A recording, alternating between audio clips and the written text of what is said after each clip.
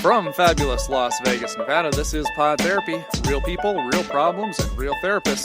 You can submit your questions anonymously at podtherapy.net or email us at podtherapyguys@gmail.com.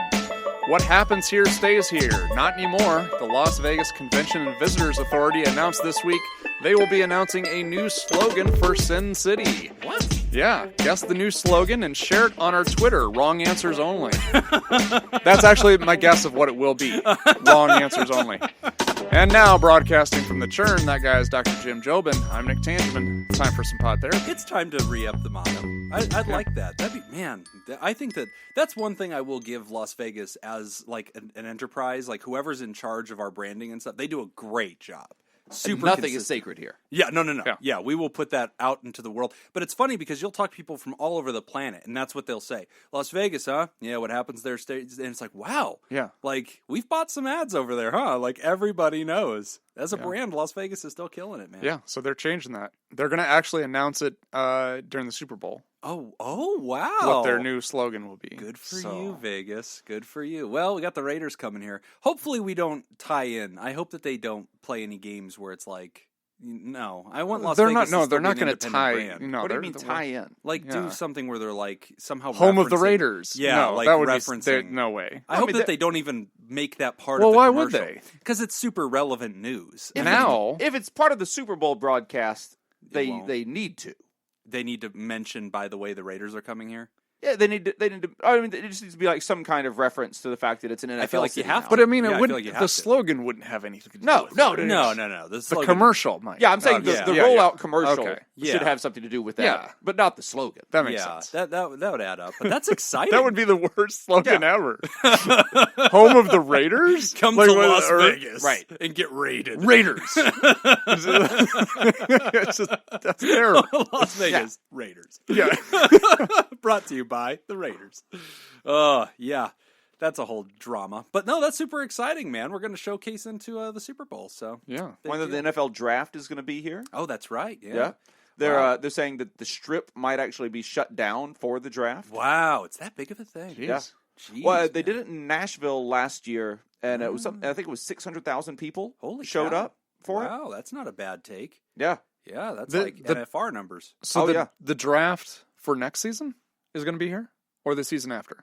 I'm not sure. Oh, okay. It's one of those two. I know we're signed up for one. Yeah. Yeah. Right. And they It's tried either to this time season. it out. It's either this coming season or the next one. Yeah, they tried to Okay. time it out with the Raiders coming here to try Yeah. to blow up as much I think as it might they be can. this coming one. Yeah, I think it is. I think it's the upcoming one. Yeah, I think it's the closest to us draft Yeah. It's exciting times, man. cool. Yeah, becoming a real big football city. because so- the stadium doesn't have to be done for the draft. Yeah, that's True. right. Yeah, the ceiling's broken. Right.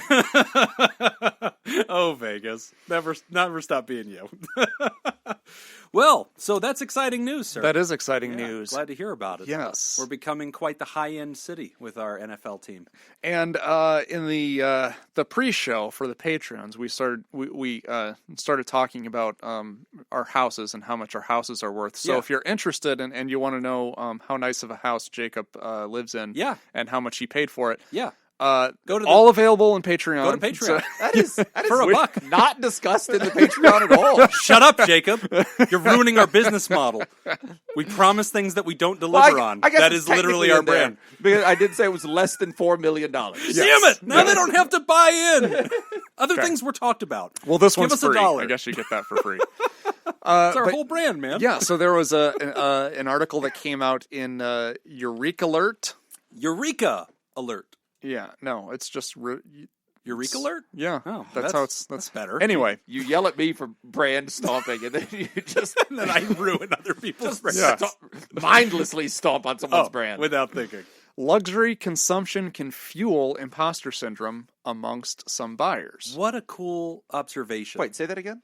Luxury consumption Mm-hmm. can fuel the imposter syndrome among some buyers. So what it's talking about is if you buy luxury things, Uh-huh. nice, shiny, look at me, people feel a sense of imposter syndrome. Right. So the imposter syndrome, we've talked about it before in the show, is kind of that feeling that you are faking it. Yeah. Right. That you're not being genuine. You don't right? belong. Yeah. And So everybody can tell. So some new research coming out from Boston College Carroll School of Management by Associate Professor Naila Ortabayeva? Yeah, she Ortabayeva? pronounces it Beautiful. Ortabayeva. Yeah, Nyla. Nyla's Yeah. a friend of mine. Yeah. You don't have friends. Anyway, That was the least compelling part of what I said. it was by far. Nobody talks. Anybody to you, who listens to this show knows. Everybody knows.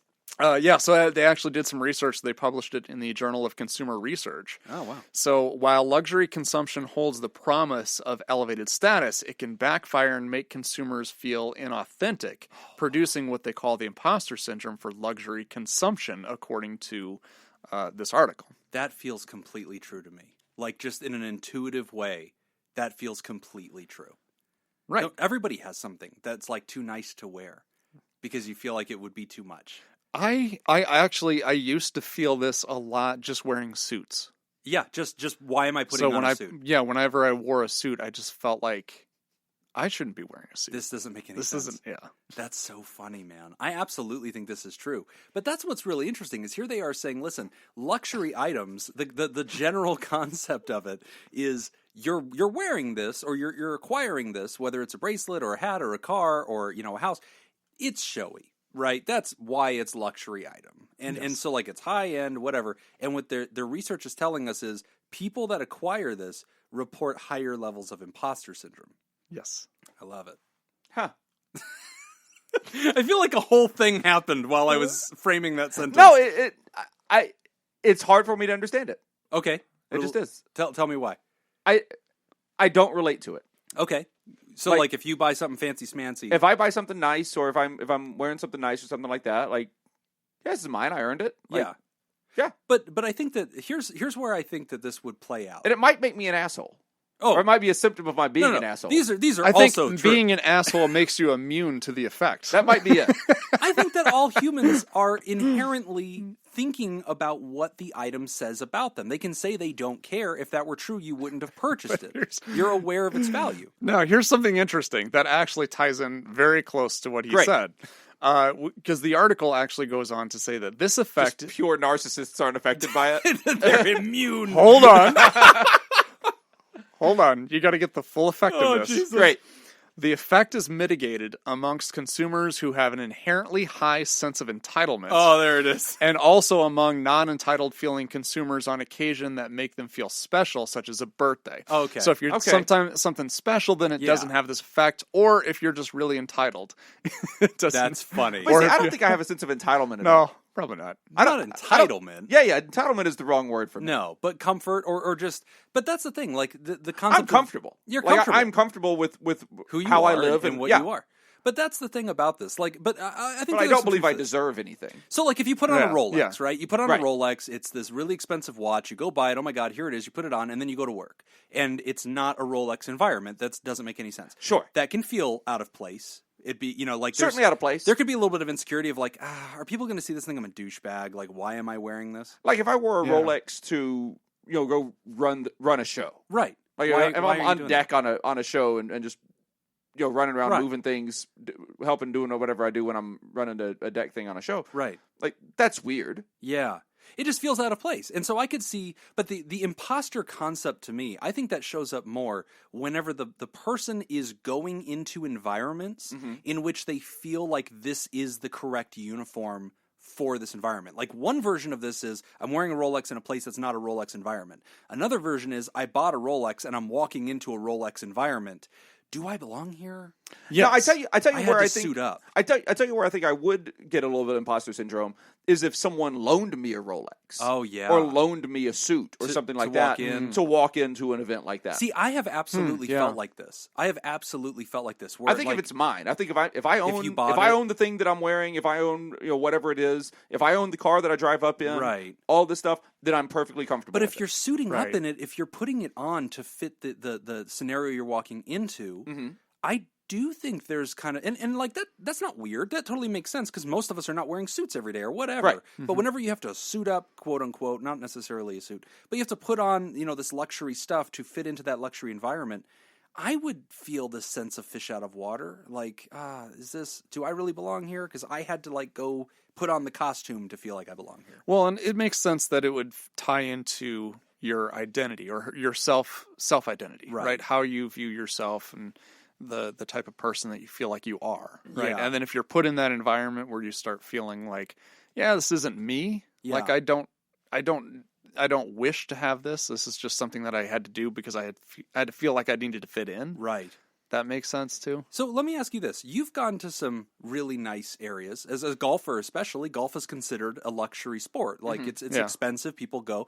Now, Yeah, I was just anybody saying, can play golf. I was just saying in the pre-show that I played at the Las Vegas Country Club, Yeah. which That's a high-end place. right, and you can't just walk on. No. Right. You have to know somebody. You have to Get your time. know a member. It's a private Yeah. club. And, yeah. It's a private club. See, it's funny because the Las Vegas Country Club, that was exactly what I was thinking just now when I thought about times that I felt out of place. Like I was invited by a guy we both used to work for who owns rehabs, not the other one, but back in the past. Like Yeah, a good local guy. Yeah, good local guy. Good local guy. And super well connected and stuff, and called me once out of the blue and was like, hey, the country club's putting on this big, political thing, and, I want you to come as my guest. And I was like, okay, cool. And just like, I'm not a country club member. Like, I'm not that guy. And so, like, it was a very interesting experience because, like, as a last minute thing, I was walking out of the house. It was like a brunch, and my wife stopped me, and she's like, are you going to wear that? And I was like, well, yeah. Like, it was like, just khakis, like khakis. It was a weekend. It was like khakis and a button-up shirt. And she's like, grab a blazer, like just throw it in the car in case you need that. And I was like, okay. Like, and I just thought, no way. And as I parked the car last second, I was like, I guess I'd rather have this and not need it than need it, not have it. And I walked in with it. I was still way underdressed for a brunch. Yeah. And there's like judges walking by and like all these important people, big heads of things and companies all there to like just throw money into politics. And like they're having brunch. And I just realized I, in no way, shape, or form, belong in this room. I wrote in to Ice Cream Social Yeah. with a story that is very similar to that. What happened? It was a date that I was on, and it was we got this email that was sent out to us from all the different rehabs and everything. Yeah. And it was about a concert for recovery, Okay. and Joe Walsh was headlining it. So I'm like, hell yeah. And so my boss is like, do you want to go to this? I'm like, hell yeah, I want to go to it. She's like, okay, I'll get you tickets. So she got herself and her sister went, and then she got me and my girlfriend at the time tickets. Uh-huh. So we're going to see Joe Walsh in concert. I'm like pumped about it. But then I'm thinking like, why have I not heard that this is going on? Like I'm not seeing this advertised anyplace else. Yes. Oh no. And then was like a private the thing? concert, no, the concert was like the location was at City Hall, and I was like, that's weird. But okay. So I go there and I'm I like, remember this. Yeah. Do they even have like a spot to do this? It's like, this must be a really intimate show, right? If it's at City Hall. What happened? So then we park and there's no traffic. So I'm like, God, this is really weird. So then we go up to the door and it's locked, but I could see people in there and they're all like dressed up. And then, so we're standing there waiting, and then somebody else comes by and she tries opening the door. And she's like, it's locked. And then she turns around and she's like, are you guys here for the concert? And she turns around to look at me, and it's a judge in town who I know. Okay. And I'm like, yeah. But she's dressed up, Oh no. and everybody's dressed up, and I'm dressed like I'm going to a rock concert. You got your eyeliner on, yeah, hair Like, spiked out. Yeah. So then we finally no. get inside, and I realize this isn't a concert. This is a video of a concert that took place in D.C. several months It's ago. like a showing? Yeah, but it was like it was a Oh. local group in town who you know of. Okay. But they were raising awareness, and Oh, wow. it was like a meeting that they were having Oh, wow. to talk about building awareness in the community Oh. for heroin. Oh, wow. And they were going to show this concert. Oh, wow. And So- it's like a nice thing. Yeah, It's and there. everybody there, they're all Oh, judges. They're all no. big community influencers Yup. wearing really nice And stuff. you're just like, why? and I'm like jean jacket, Yeah, like, yeah. Throwing up your, Yeah. throwing up the horns, ready to go. Oh my gosh. It was so awkward. Dude, that happened to me 2 weeks ago. So my dad's girlfriend is very well connected. She does a very good job in the community, and as such, she has box seats to things all the time.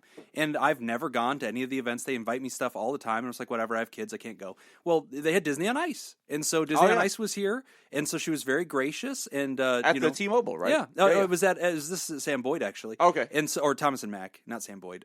So yeah, Thomas and Mack near UNLV, and so they reach out and they're like, hey man, bring the kids, like, come do the box seats thing. And I'm like, oh, okay, it's for the kids. This will be fun. I've never in my life been in box seats. I don't know what that is. Like, I've just never done it. Like, whatever. Yeah. So I get in there.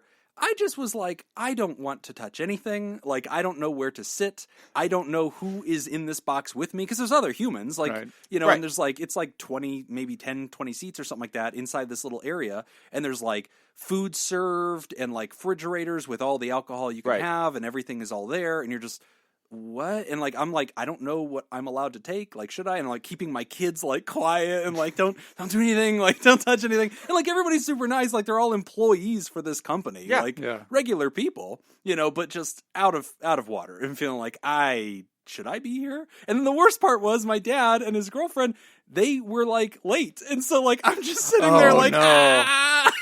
like, don't look around. Like, I didn't even look. I just sat there looking at the thing. Like, I didn't even so much as turn around and the talk thing is, to like, anybody. all of that stuff in there, because I do box seats for stuff on occasion. Yeah. And all that stuff in there is just there for you. Just there for you. Yeah. And Yeah. I'm just like, why is everything here for me? So I totally relate to this idea of like, when encountering something luxurious, even if you purchased it, even if you've earned it, not feeling connected to it. So here's the interesting part to this, is that when they collected their data, they weren't collecting it from the average person who was going and buying stuff. Oh. They actually went to like a Tiffany store. They went to a lot of places where people would go to. Oh, Right. So really? they're actually looking at people who regularly shop. Who can at those totally afford places. that. Right. Who are right. already in that earning class. Yeah, because the imposter syndrome makes sense Interesting. for the average Joe like you and I. Yeah, you If jumped classes. Right. That's where they live. Right. And then they're asking those people, hey, do you still struggle with imposter Yeah. syndrome? And they're like, yeah, actually, buying this stuff and adorning myself with it still feels like I'm Interesting. trying. Yeah. So that's the real Wow. takeaway, I think. See, from and I this. think there's some truth to that, right? Because the entire concept of luxury living, unless you are a trust fund baby, like unless you were born Right. in the Johnson & Johnson family and you just don't know any differently, most humans, the average way that humans interact with life is not just in that luxury lane to where you're blinded to the rest of reality. Right. Like you buy a pair of board shorts at Target like everybody else and you go to the beach and it's the same beach, right? And like Right. you surf. Like it is what it is. So like I think that whenever you start leveling up with all this cool stuff, you realize that's not just naturally there. Like you're putting it on and there's a purpose to it. Oh, I mean, my life is very different from my parents' lives or just how I grew up. Mm-hmm. I mean, just financially and things like that. And I recognize that, Yeah. but I'm also okay with that. Right. Yeah. I'm comfortable with like showing up to events and showing up underdressed to events.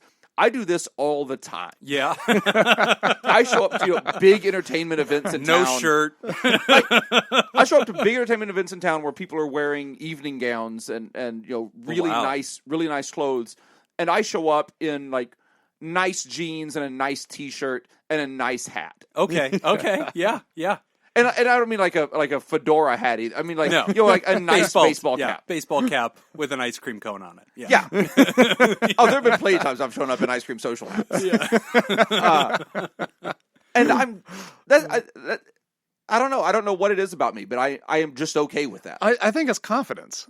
Like you I can just do stuff like that when you have I just show confidence. up and go like, But yeah, that's- and I'll that's make different. a joke about how I'm underdressed. Sure. No, Yeah. that totally makes sense to me. But again, that's not what I hear that research saying. I hear the research saying when somebody knowingly adorns themselves or equips themselves with something that you would describe as a luxury item Yeah. that has value and esteem attached to it, their subconscious is aware that they've equipped that item and they don't feel completely natural. When they put on a with it. $5,000 Tiffany's bracelet. Yes, that would be the equivalent of Jacob saying, oh, this special event's coming up. Let me go equip myself with luxury stuff that I Right. can afford, but I'm going to go get it, and then walk in with it and to say to himself, I just don't feel quite natural. I feel like I'm Right. trying.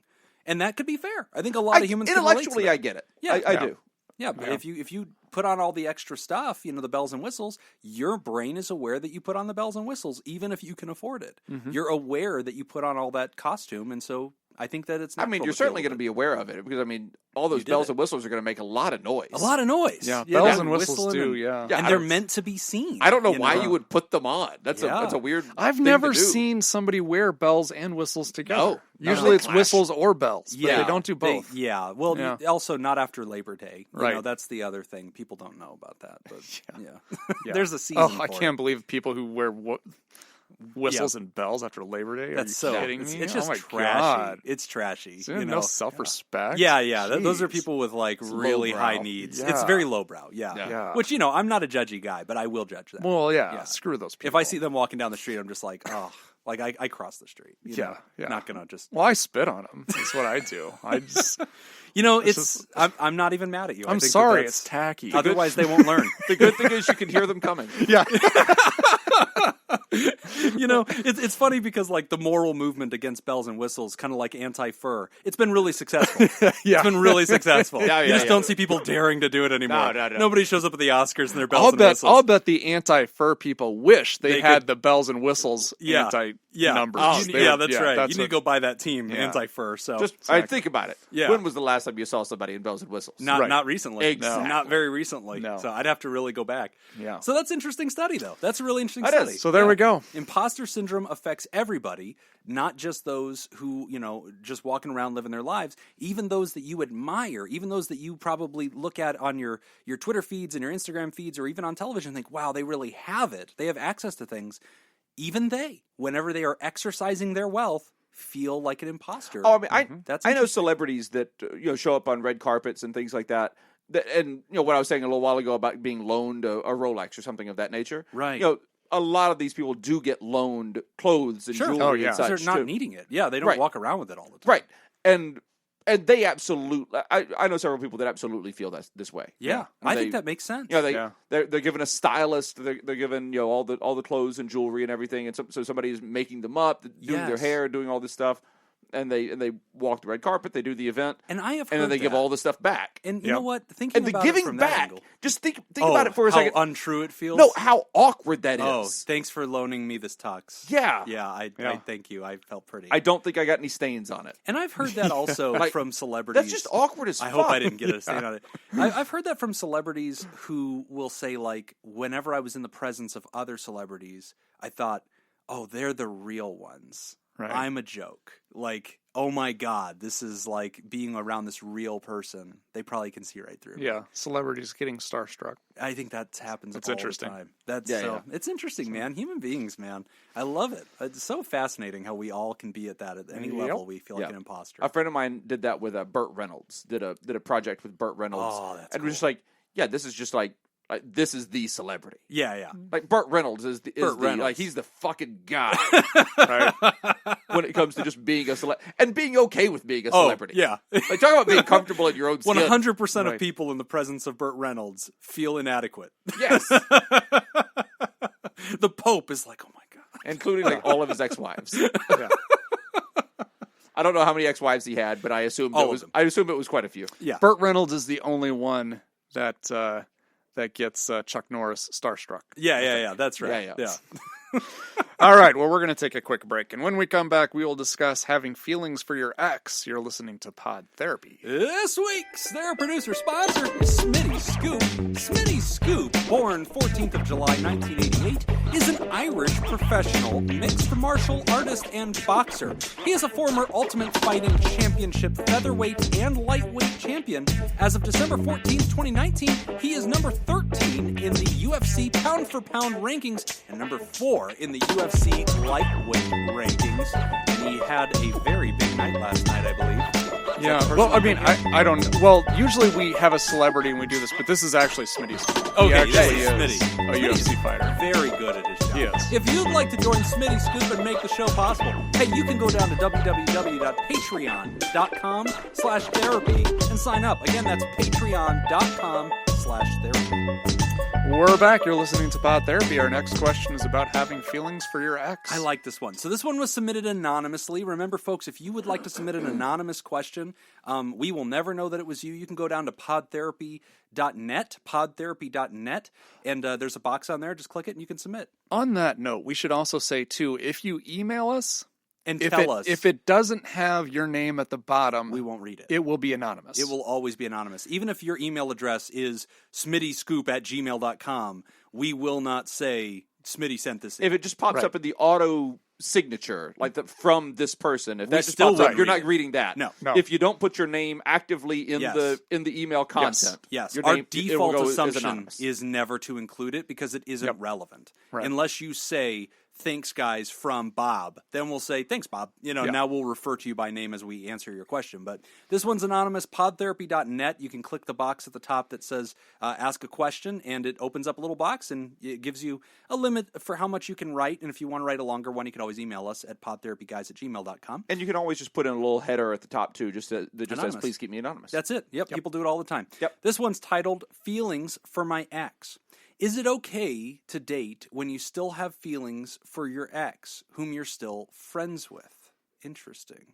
Anonymous. That's a good one. Is it okay to date when you still have feelings for your ex? Was your first thought, is this one of my exes? As soon as you're there, you're like, wait a minute. I'm 100% sure my exes don't still have feelings for me.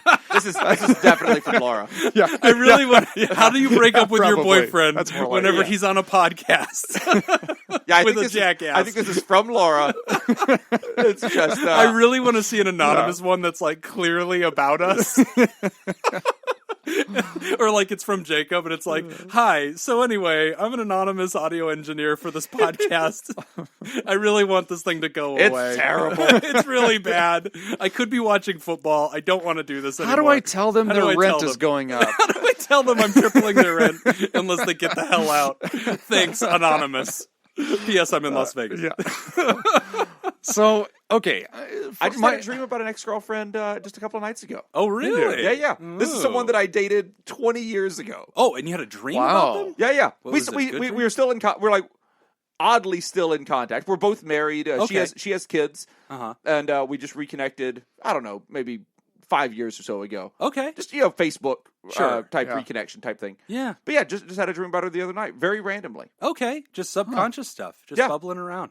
Yeah. Now, Interesting. so when you broke up, then you kind of split, and then you reconnected later. Years later, yeah. Years later. Okay. So Yeah. It circles around. Yeah. my first thought in this is to kind of ask yourself, what is your goal in dating? Like, what are you trying to do? Yeah, and I want to reread the question because we played with it so much. Is it okay to date when you still have feelings for your ex, whom you're still friends with? So the question is it okay to move on if you still have feelings for your ex and you're still friends with them, you still talk to them? Well, but what do we mean date?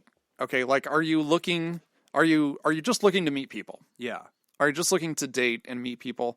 Are you actually looking for your next serious relationship? I interpret it as the second thing. Otherwise, I don't think too. a person would feel any internal conflict. It feels dishonest to the person because they still have feelings for the ex, they're still friends with the ex, and they're scared to like move on because what might that do? Right. Are they okay with that? So I've heard this question put two different ways to me. Okay. One is, should I move on because part of me hopes the ex will come back? Okay, that's an interesting question. The second one I've heard is it dishonest of me to try to put myself out there with the next person when I know genuinely I still have feelings for my ex and I still talk to them? Is that being dishonest to the next person I meet? Am I starting relationships off with a lie? I've heard that question too.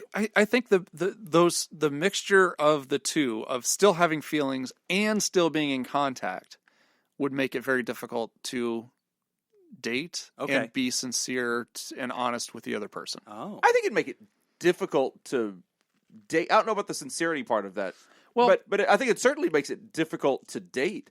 Like, if it were me, I'd want to examine that Why? part of it. Just Right. the, like, I'm still friends with my ex that I still have feelings for. Am I ready? That's tough. That's already Yeah. tough. Yeah. yeah, Forget 'cause- about dating anybody else. That part's tough. Yeah. Yeah, I guess I don't think that would be. I don't think it'd be fair to the next person. Okay. I think if you still have feelings for your ex, I think that's normal. I think it is too. Because you could, I mean, depending on that relationship, you could have feelings for that person for the whole rest of your life, possibly. Yes. Sure. But if you're not actively pursuing it and you're not holding a space open, thinking like maybe they're going to come back, and you're not still in contact with that person, I think you can move on. Yeah. But I think when you are still maintaining contact, part of me is thinking that, I mean, and this is maybe where you just have to genuinely ask yourself and be really honest with yourself. Are you keeping that door open? Like, are you maintaining contact because you hope that things will work out and it'll come back? If that's the case, then yes, I would say I don't think you're ready to be dating. Yeah. And I think that, Ryder, this is where I come to. I come to the question of intentions. And so I want to kind of bookmark that because I do want to unpack that. And with the concept of intentions, what I mean is if you're trying to date another person in order to influence your ex, to somehow alert them that you're on the market, to somehow influence their feelings towards you, to catalyze some kind of confession out of them that they love you or whatever, that feels dishonest to me. And I wouldn't want you to entangle an innocent person who approached you in an honest way if you're not emotionally available to even start that relationship. So I don't believe in manipulative dating in that sense. I don't hear you saying you're going to do that, but you also wrote a short letter. So I want to make sure if it's out there that we're not doing that. But going back to this concept of like, are you genuinely emotionally available? I don't believe that we feel love or human connection in a light switch binary way. I do not believe that it's either on or off. I think it's a dimmer switch, right? And I feel almost like a bank account. Like in the Love Languages book, we talk about this idea of bank accounts and or actually there's another book that talks about this as well, His Needs, Her Needs, How to Build an Affair-Proof Marriage. And in that one, it talks about human relationships being very bank accounty in the sense that the person that you're with has a certain balance. And then whenever you meet somebody new, they start making deposits of affection and kindness and being there for you. And they start earning, an account with you. And eventually the new person's account is bigger than the old person's account. And now you feel a deeper sense of loyalty to the new person rather than the old person. But to me, unless you had a bad breakup in which that account was obliterated, if you're still friends with them, clearly your ex and you still have something of an account balance, anybody you meet is going to be less than that. Right. And so the expectation is not, should I not date until that account has been closed?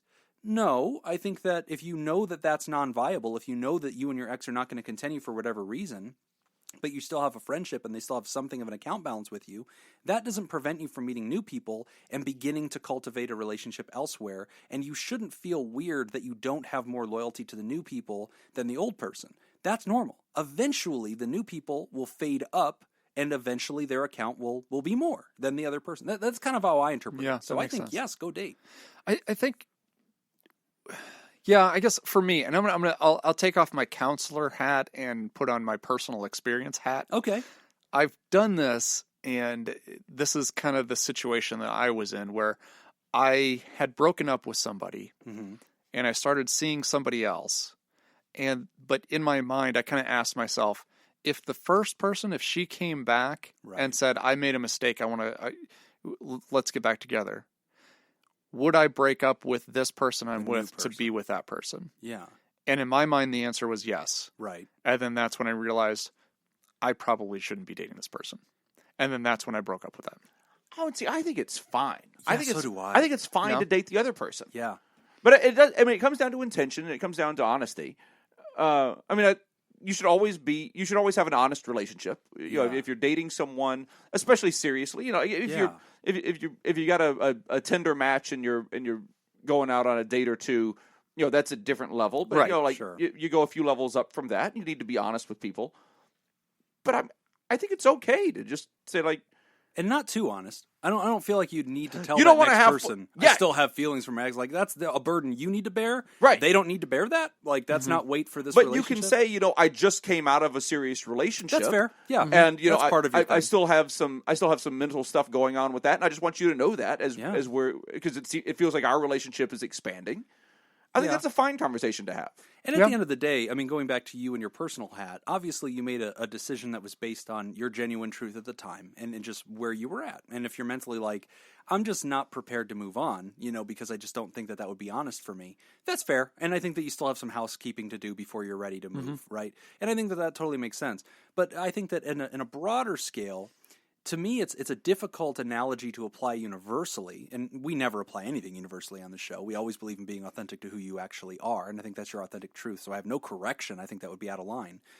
But if we tried to apply that maxim universally, I think that we'd have some challenges. Like if you think about it like in a work sense, I do not have undying loyalty to any employer, right? I'm always potentially going to be poached by somebody who offers me more and the passion is there and it's a better connection and I could leave. And I actually think that in a sense, all relationships are that way. Like, you know, we could be really minimalist about it and be like, we're only as loyal as our options, and that's not super healthy. But at the end of the day, I think we benefit from thinking about all relationships as something that you have to choose and you have to want to be in and that you could be taken out of. And so you try harder. You could lose your spouse. You could lose your mate. Right. So you bring your best self to it. I don't know that there was a dishonesty in dating the next person if in your heart you also know if the old person were to come back, I have such a history with them that they could win me back over. Mm-hmm. Being winnable isn't the same as not being loyal. I think that's always the case. I think it's always the case. I just don't think you can get out of that. So, I mean, there are people in your life that you have history with, and so if that history reasserts itself, they have more. They have an account. They still have a standing balance. It hasn't been eviscerated yet, and the new person doesn't yet have a new balance. But arguably, they could earn that, right? But at the end of the day, you know, to the writer, I think that the same thing that Nick was just sharing is, you know, in his lived experience, it just didn't feel congruent with how he wanted to approach the relationship. He wanted to approach the relationship, both eyes wide open, heart completely available. He could not honestly tell himself that was true. And so he decided now's not the right time. Pretty much. And that might be what you decide now, too, Ryder. What about maintaining contact? That's the other piece. That's the Being other friends question. with an ex? I think if you understand the problems that's going to cause, I guess that's kind of problems. Yeah, always does. I guess that's kind of up to you if you. But I also understand why people that. do it. You know, this person meant so much to you. They had a role in your life. You usually have entanglements with them. It's weird to just delete them. Yeah. You know, that's weird. Honestly, I don't think it is. I think it's fine to just delete them. Sometimes I think you can. I think it's fine. Like this one ex that I was talking about a minute ago. Yeah. I think that's my only ex that we dated for a significant amount of time. Yeah. That I'm still in any kind of contact with. Okay. And it was. But were you able to just delete them when the breakup happened? Yes. Okay. But I don't think that would be true presently. How long have you been married to SJ?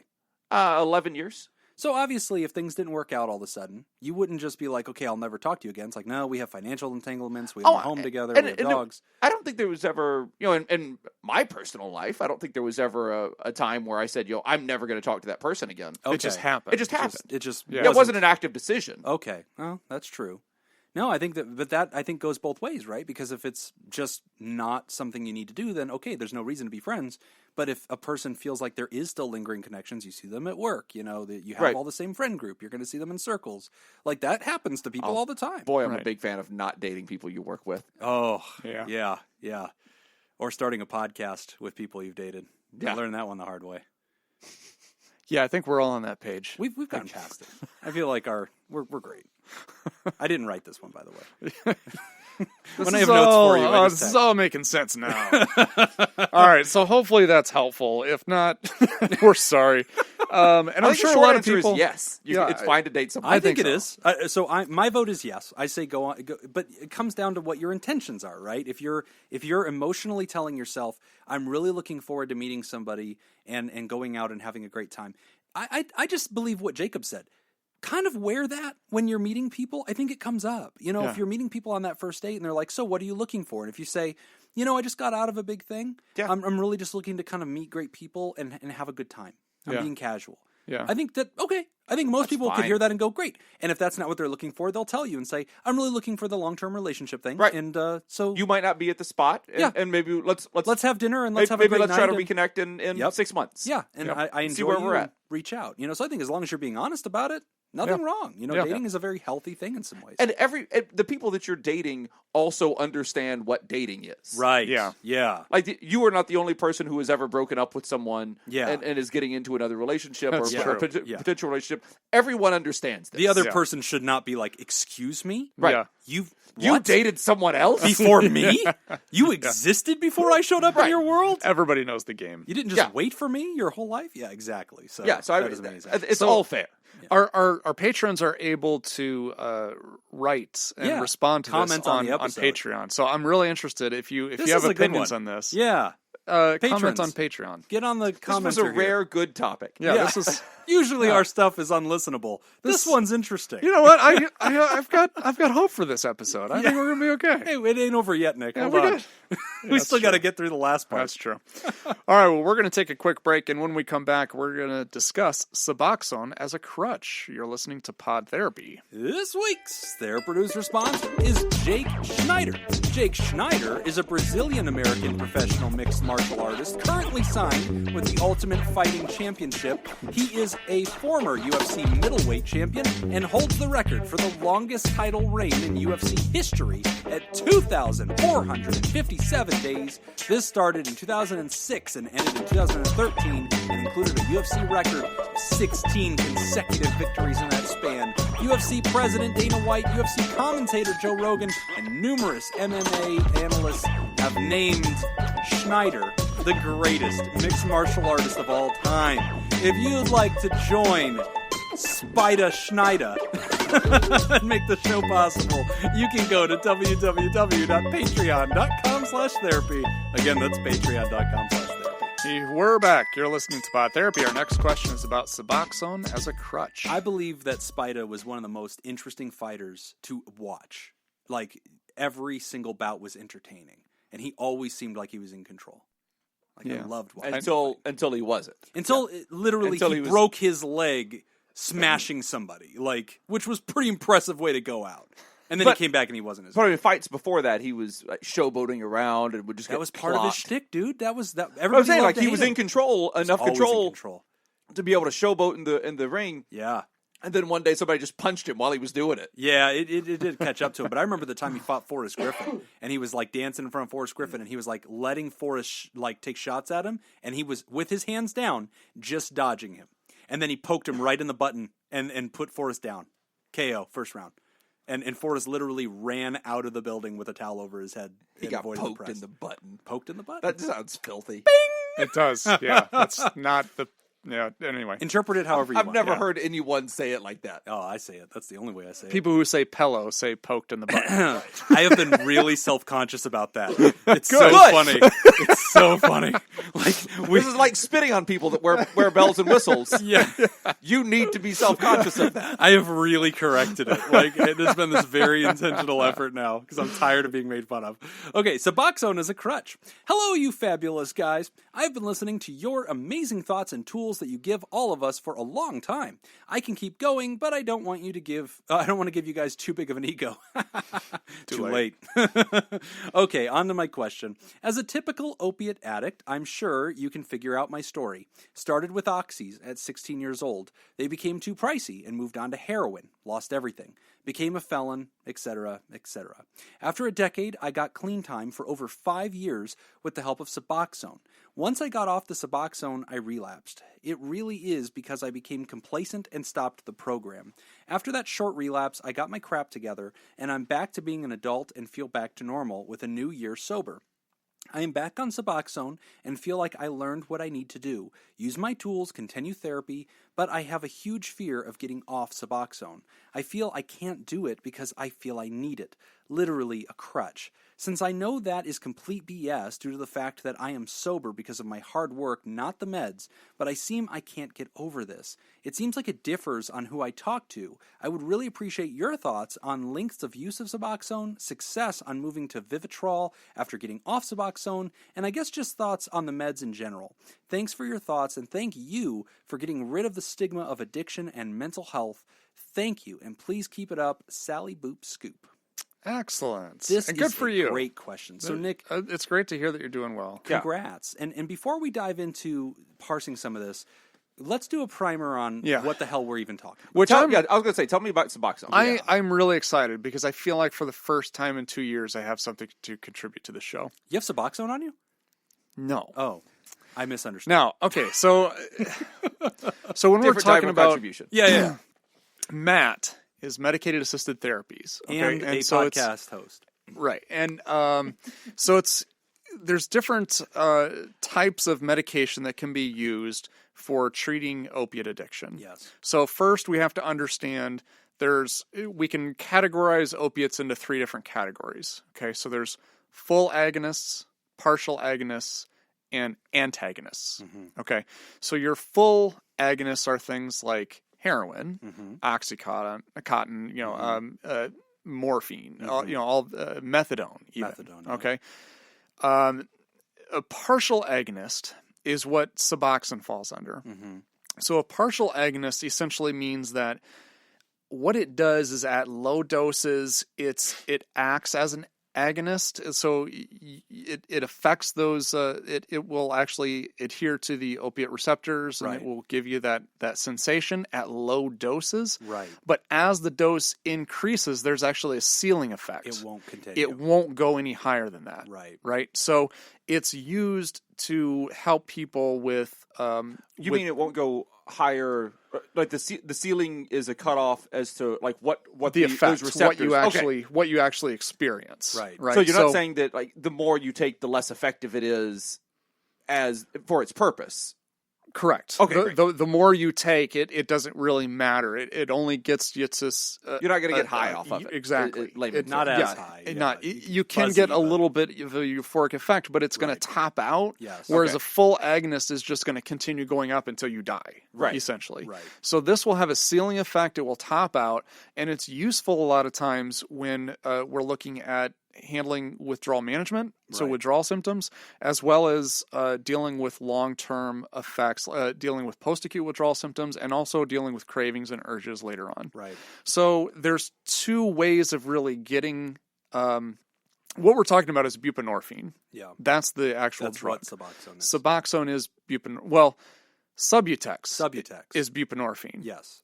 Suboxone is actually a combination of buprenorphine and naloxone. Yeah. So naloxone, I'm getting really deep into the weeds, but I'll kind of wrap this up. So and I'll summarize everything Nick's telling you. So naloxone is actually what's known as an antagonist, an opioid antagonist. That third okay. type. So essentially, what this does, this is there's this effect that's called receptor affinity, and essentially what it is it's how strong of a bond the chemical has to the receptor in your brain, the receptor site. So this has a very high receptor affinity. So what happens is if you are, let's say, taking heroin, that you got those heroin molecules that are on the opioid receptor site, and you get naloxone's going to come in and it's going to knock off the heroin and it will bind to that receptor site and it will block anything else from binding to it. Right. So this is why this is used for as a overdose reversal drug. Okay. So if you were on this drug and then take heroin, nothing. The effect is nothing. Nothing. Okay. Nothing. So here's another way, just to quickly summarize before Nick continues. This isn't it is not a perfect analogy, but just to help everybody get kind of what he was trying to teach you. Heroin and pills, think about that as like liquor, okay? Like it hits you fast, it hits you hard, it gets you drunk, okay? That second category, this is going to be a imperfect metaphor here. Think about it as like O'Doul's. Like there's some alcohol in there, but you couldn't drink enough of it to get drunk. Like it's just there. That right? sounds like a challenge. And then and then the third thing, the naloxone is like coffee. Are you It's daring me? Yeah, that's a dare. So the third thing, the naloxone, that's like coffee. That helps you sober up. If you're drinking a ton of coffee, it's going to fight against, the getting drunk. So heroin, if you take it and you get addicted to it, you get sick when you don't have it. So what we'll do is we'll give you that second type, which is the buprenorphine. The buprenorphine will satisfy that body's craving for the heroin Satisfies stuff. the physical need that has developed. Yes, so you won't get sick, and it will help you not get sick, and it doesn't get you high. So it soothes the body's craving without getting you high. And then the third type, the naloxone, is what we'll do if you're overdosed on heroin. We'll hit you with the naloxone to completely cancel out the heroin immediately. Okay. And essentially what that does is it actually knocks somebody into full-on opiate withdrawal. Yeah, oh God. So they hate when that happens. Right, so it's not pleasant, No. but it will Save your freaking life. Yeah, it will block the respiratory effects, because that's what basically it does. It's a respiratory overdosing on heroin or any opiate. It will block your breathing, right? Exactly. It'll basically stop you from breathing. So you use buprenorphine like Subutex when you are going through withdrawal management for the first few days or whatever, and they kind of taper you down off of that. Usually. But it's not a good drug to stay on long term because there are potentials for abuse, which is why then people will switch over. We would move you from Subutex over to Suboxone for long term maintenance. Right. Now you can go onto Suboxone for a short period of time and then eventually come off of that. Mm-hmm. You can stay on it long term. And what she's talking about with Vivitrol is basically a shot. Yeah, and it's again, an injection. Let's clarify, because Subutex and Vivitrol, they live in that box of prevention, right? They're not just taking away the withdrawal effects. Hopefully by a year later, you're no longer having withdrawal effects. If you stop taking that medicine, you're not going to have withdrawal effects. That medicine's there for a different reason. Right. So why would we put somebody on this substance? Well, number one, the research is overwhelmingly supportive of using medication-assisted therapies. Right. It's very beneficial because one of the things that it does is it will help maintain attendance and treatment. Yeah. So people are far more likely to continue on with psychosocial treatment. Yes. If they're on a long-term medicated assisted therapy. Right. It will also helps deal with cravings and urges. It does take those down. It helps deal with just kind of clearing your mind so you can actually focus on, if you're doing talk therapy, you can actually focus on what you're doing in therapy. It's very useful when combining with psychotherapy. And to reiterate for the listener, if you got confused between all these names we're throwing around, the thing that we're discussing, that's the long-term thing, that's not there to deal with the cravings or to help. Well, it does help with cravings, but it's not there for the withdrawal effects of heroin. It's there to lock the door. Because essentially, if you are on Vivitrol and then you were to take an opiate, you will not get high. It's an antagonist. Right. It locks the door. So think about that. You and I, as all of us are talking here right now, if you're struggling with any addiction, whether that's alcohol or smoking, what if I told you that I could give you a pill so that there is no amount of alcohol you could drink that you would enjoy a buzz or getting drunk? That it would just be empty calories and flavor? A lot of people would go, well, I'd be a lot less interested in the alcohol. Is there such a pill? There actually is. But, that's what we're talking about here, is that it kind of locks that door so that you're not tempted to go. If somebody offered you heroin, you're like, well, this would be pointless because I literally can't get anything out of this. So why try? Now, when talking about long-term use of it, like so with Vivitrol, so if you ask somebody, they're going to say use for 6 months. I believe the recommendation is 6 to 12. Well, it's 6. 6. It's 6 because that's all that they have actually been able to demonstrate with research. Okay. Because so it's the best new. Practice. Okay. Right? Now, they will tell you that ideally this is designed to continue for a lifetime. Okay, this is what I was going to ask. So because my question was going to be, what are the long-term effects, or what are the effects of taking it long-term? Yeah. And the answer is we don't know yet? It's actually... It hasn't really been studied we long don't have enough longitudinal data for 2 decades. Right. It's not there. So it's designed for that purpose. Okay. But they can't actually say that because they can't say what they can't prove. Exactly. Right. So they only have enough evidence to show that it's effective for 6 months. Right. They will say that they... So in their research, they believe that it's effective, or that it's safe for long term, but they have not been able to gather real world data. Yes. Real world data on and that. what is essentially, and it's kind of like methadone in that sense, that when you're on methadone, the idea is that you're going to be on that forever. Right. You just continue to take that. Yeah, this is a better solution. By far. Yeah. By far. I don't want buprenorphine is by far better than methadone for several reasons. But because, again, methadone is a full agonist, and there is some abuse potential with that. Whereas if you're on Suboxone, you're pretty safe with it. I mean, as far as the research has shown so far, Right. it's a very safe. It takes away a lot of challenges because if a person's door is now locked and you no longer have to worry, like, what if I go down that road? Like, no, you physically can't. Now, there's still It can there's still some risk involved with it when coming off of it. Yeah. Specifically with relapse, because what happens then is you haven't had it for a long time, and then you go back and you relapse on the same amount that you were using before, and then you OD. That's how you die. Yeah, that's really bad. Now, so let me ask this question. Sure. Let me give a potential solution to the emailer here, and tell me how I'm stupid. Okay. Because I assume that I'm stupid in some way in this. Take a shot. Because the writer said that they're concerned about getting off of it because they're worried about relapse.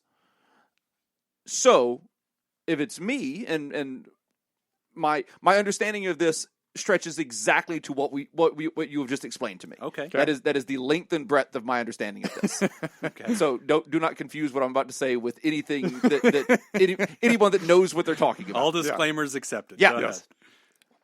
It seems to me that the answer is, if you feel like you need to still be on it, stay on it until you feel like you're in a place where you can start to think about getting off of it. Is that fair? you're correct. Because yes, that's correct. Now, long-term Suboxone use isn't necessarily going to be for everybody, but for people who have had a history of relapse and a history of not being able to comply with long-term treatment, because the single best predictor of successful outcomes in substance use disorder treatment is the length of time in treatment. Yep.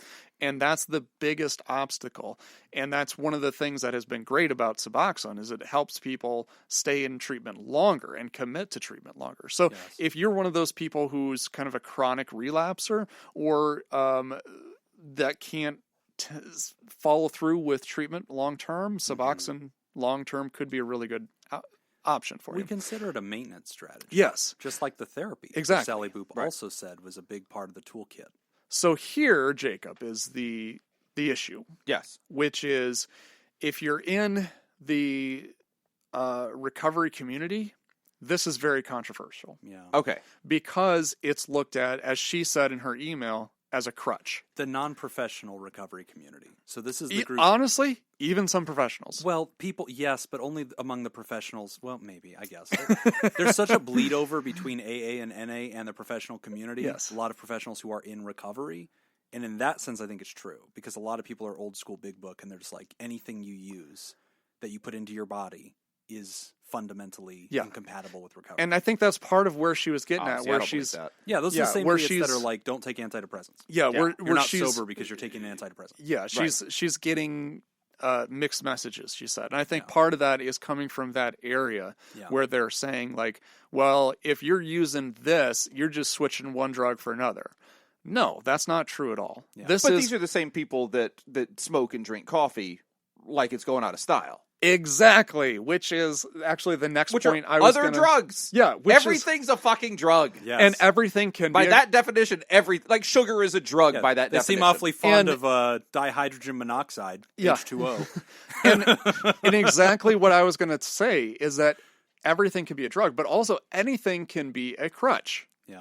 Right. Other people, sex, shopping. I mean, gambling. Anything can be a crutch. This is what I was about to say. Is I don't think that this person needs to look at this as a crutch. I think that's part of this. Is I would suggest not looking at this as a crutch any more than you look at your therapy as a crutch. Right. Well, also, Sally Boop, listen to me. Let's look at that word crutch. What is a crutch for? It is a medical device because your leg doesn't work right. So you use it. Yes. It is not a bad thing to use the medical device. It's fine to use help. It's doing its job. Yeah. Yes. That is what a crutch is for. And we use chairs, we use shoes, we use lots of things to support ourselves. A crutch is a medical device designed to stop you from hurting yourself and facilitate your function. Yeah. If a crutch is bad, think of it as a shoe. Yes. It's just there to help. The medicine is increasing your function. It is keeping you sober. That plus therapy, plus your tools, plus your community is ultimately getting you results. And this is that's it. Sorry, go ahead. Well, I was going to say, this is the way that I like to look at this too, is Matt medication-assisted therapies are a clinical tool. That's how they should be described. Yes. It's a clinical tool. It's a clinical intervention the same way that we would use solution-focused brief therapy or cognitive behavioral therapy or anything else. Yep. It's a clinical intervention. It's a clinical tool. So if we have that, why would we not use it? Yep. It doesn't make sense. I'm a big fan of kitchen sink therapy. If it works, throw it, and let's make it work.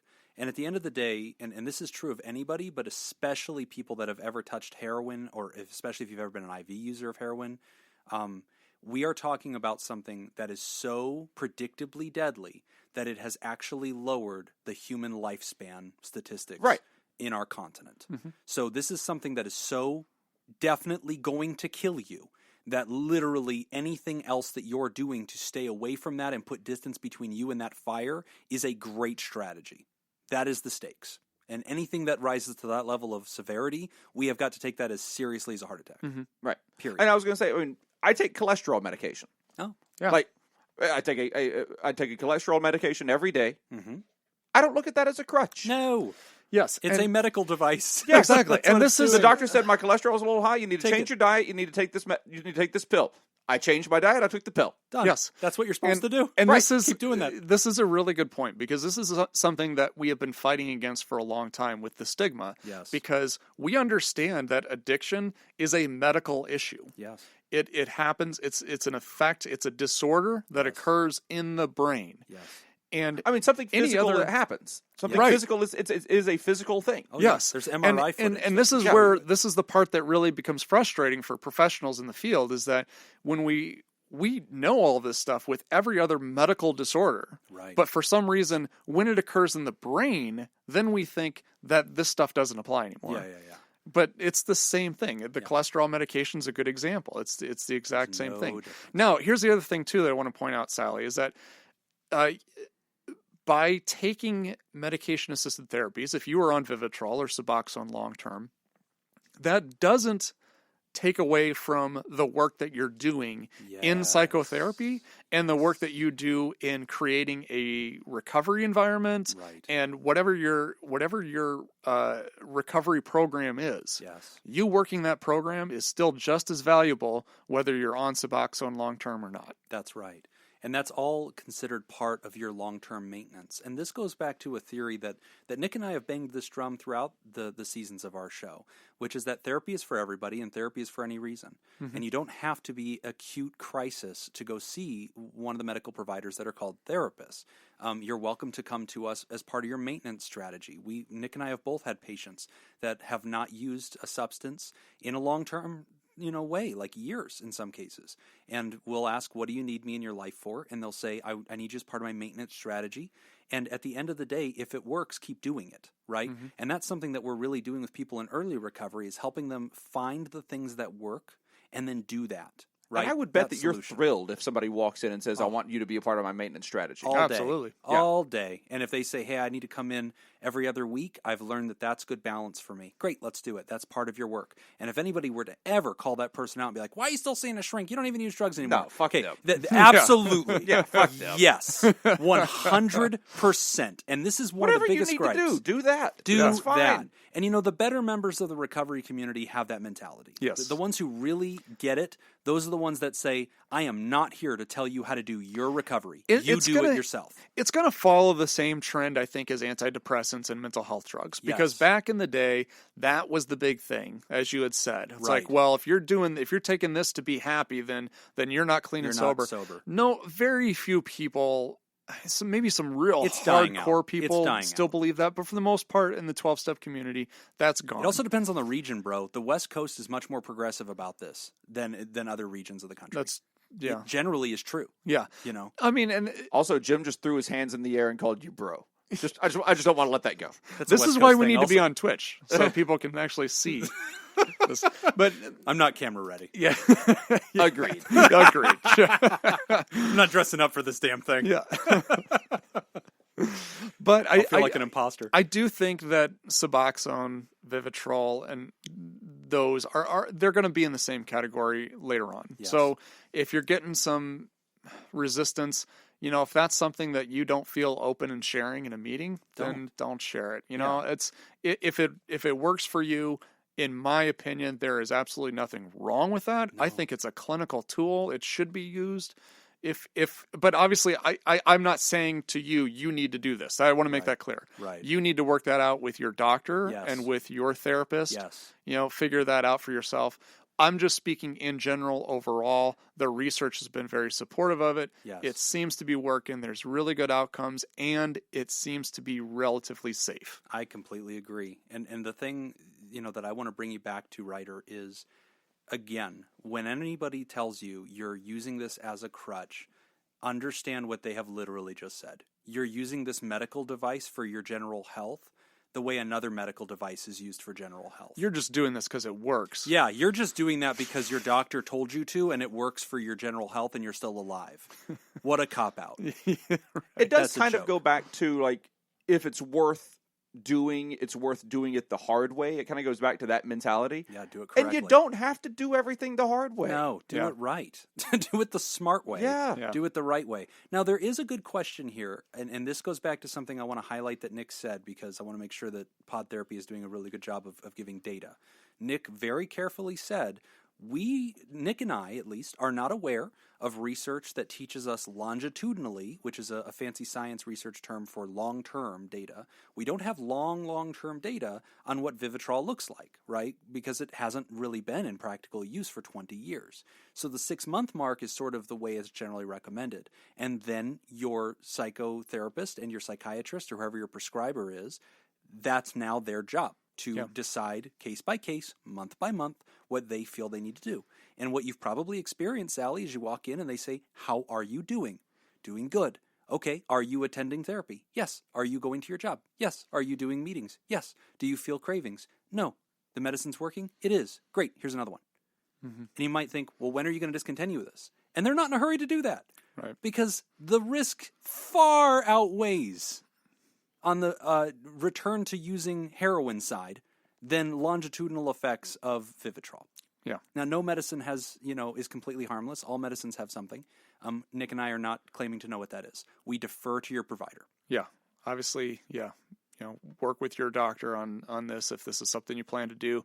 Your doctor also will probably at some point be doing some kind of lab work. Yeah. They're blood going tests to on a regular basis just to make sure that you know, looking for any kind of long-term effects. But medication-assisted therapy is considered best practices. It is. I hear nothing wrong in that.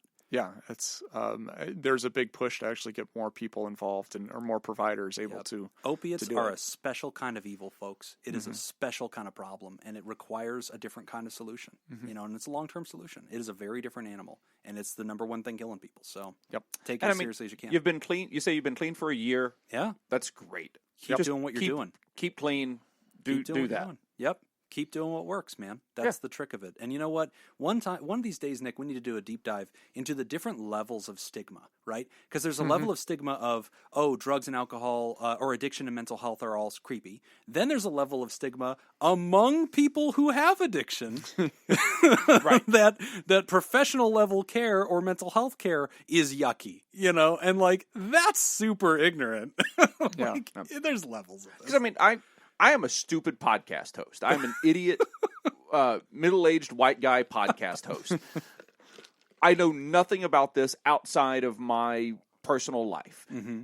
In my personal life, I've seen many friends die from opiate abuse. I've seen people die from heroin. I've seen people die from different opiates, and people that I wish were not dead. That's right. And people, young people, old people, everything in between, and it is Russian roulette. Yeah. Every time you shoot, it's Russian roulette. So if you can not do that, and when I was younger, the thing was methadone. Yeah. Mm-hmm. And that wasn't great. Yeah. But it was a fuck ton better than sticking a needle in your arm. It was a step in the right direction. Yep. Yeah. And this sounds much better. Yes. Yeah. And this one doesn't even have any potential for abuse. Yeah. Right. So. Yeah. But Sally, everything that you're doing, I love that you were able to articulate to us all the things that you already know work, that you've already solved this problem, and you've patched days together. Now you've got to keep doing that. And you know what? Nick says it all the time. It's one of the truest things I've ever heard. The best predictor of future behavior is past behavior. We have already tried the way that doesn't work. We must learn from that and get back on schedule with what does work, and we'll figure it out as we go. And that's part of what your healthcare team's designed to do. Yep. And good job. You're rocking it. Stay with it. Yeah. Awesome. Please send us updates. Very proud of you, man. Yep. All right. That is the end of the show. We did get a response on our Psychiatrist on TV episode. Yeah. I'll read it out real quick. Whenever anyone talks about how their profession is misportrayed in the media, I always think of an old episode of This American Life, narrated by the advice columnist Dan Savage. Savage talks about his dad, a Chicago police detective, finding the only slightly realistic portrayal of detectives in the sitcom Barney Miller. Just consider what the contemporaries he would see for comparison: Columbo, Kojak, Streets of San Francisco, Starsky and Hutch, Rockford Files. The way I figured it, these environments used frequently for TV dramas, doctors' offices and hospitals, police precincts and courtrooms, newspaper bullpens and TV news studios, and all the rest are just frames that imply certain types of stories to be filled in for each episode. If one wants to create stories about right and wrong, ethics and retribution, those can be told in a courtroom. Want to tell stories of love and grief, family connections and tragedy, write about it in a hospital. So when people want to tell stories about misperceiving reality, mental anguish, compulsions, etc., or even just a cheap way of adding exposition to the story, let the subject just tell all the background info they need to fill in the audience, they probably lean on a psychiatric environment. Whether the stories accurately reflect any of these stories is immaterial. It's just a certain environment will set the audience up for a certain type of story. I guess you can call me spring-loaded scoop. Okay, cool. Excellent. Yeah, that's a really good one. Good analysis on that. We also got feedback for Jacob. This is good. Oh, good. Yeah. The person writes, as a writer and a professional editor, Jacob is wrong. An author is just someone responsible for composing literary, artistic, or scientific work. It doesn't need to be published. Manuela Muzacchio. Remember the time that I was talking about my Brazilian. book? Yeah. That shit's irrelevant. Yeah. Move to dismiss. I have no argument. I don't know what the rules are.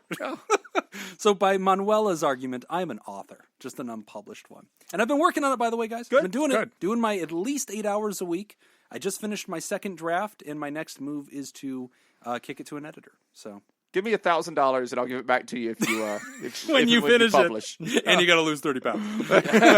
we'll make it a parlay. Yeah, You got to do both of those things, or you get nothing. Oh my god, that would be so effective. Like I'd wake up every day and just be like, I'm not letting that man take $1,000. Like I can't let that happen. It's so funny that losing that money is more motivating than earning it. If somebody said, "Hey, I'll give you $1,000 if you pull this off," right? That's pretty cool. But eventually I'd talk myself out of it. But if you said, if you Eventually don't you'd do be this, like, you have to give need that $1,000 to Jacob. And I've signed something saying so. Yeah. And the money's in escrow. And you have to do it publicly. Oh, Jesus. Oh, yeah. I'd fast. Yeah. I just wouldn't eat. I'd be like, no, screw this. I can lose this 30 pounds. Well, we do want to thank our patrons who support the show at patreon.com/therapy.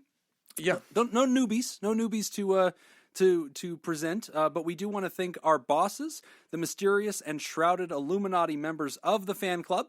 Thank you, Smitty Scoop, Jake Schneider, Robert Brownie Jr. Mint, chairman of the board, Kayla Lansbury, David Data Scoop Violon, Jody Schneider, Nathan's Hot Dog Scoop, Dr. Ben Dawn, and ex officio board members Ellie O'Dare and Dan Martin. If you'd like to hear this episode uncut and unedited and enjoy our spontaneous projects, go to patreon.com/therapy, and thank you for supporting mental health.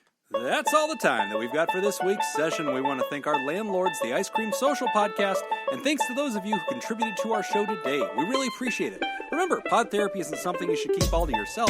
Help us reach others by opening this episode's description in your podcast app and sharing it with somebody who needs it. Don't forget, you can find us at facebook.com/podtherapy, on Twitter at PodTherapyGuys, and now at patreon.com/therapy. Do you want to submit a question to the show? Ask anonymously at podtherapy.net or email us at podtherapyguys@gmail.com. I'm Nick Sanjman. I'm Jim Jobin. Thanks, and we'll see you for your appointment next week.